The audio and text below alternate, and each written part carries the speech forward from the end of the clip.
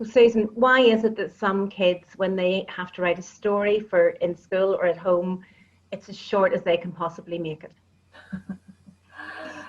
Dear love them, it doesn't start off in their head as short as they can possibly make it. They have fabulous ideas for what they could write for this story. And if they were allowed to stand up in the class and tell the story, it would probably want to be one of the best ones in the class. But for some reason, when the pathways aren't working, when the hand-eye coordination isn't happening, and the brain's in chaos, of course, the messages, the story does not come down to get it down on paper.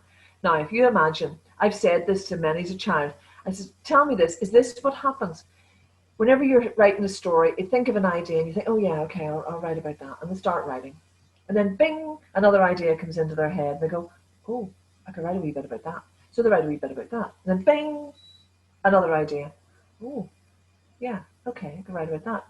And then at some point, they sit back and they look at what they've written and they go, or else they don't. Well, most times they don't actually check it. But their mum looks at it if it's homework, their dad, or the teacher, and it's like, doesn't make sense. It's not joined up. There's no coherent beginning, middle, and end. Fabulous ideas, but it doesn't make sense. And so there's that element. They start off with these great ideas, but they only get maybe one or two of them out, and they're disjointed, which puts them off writing another story because they know, I just can't seem to sequence this. And then there's the fact, of course, that their hand is getting tired, because most children that come to us, their thumb is over there, right? So the thumb should be back, okay? Mm-hmm. Once that thumb goes over there, you're using every muscle up to here.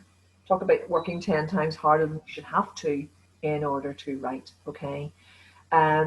So they get very tired very quickly. They end up with a big dent in their fingers, so it's sore on them, and they're just tired sitting upright. Now, the exercise that we do are on a balance board. So the balance board is sending messages to the brain, and the brain is sending messages back down to the balance board to the feet. So every muscle, sinew, and tendon in the body is receiving a stronger signal. And we do that for long enough, the child is no longer shattered, just sitting upright. The pen grip amends because the brain will take the path of least resistance, and the thumb will come back eventually without the need for pen grips or whatever.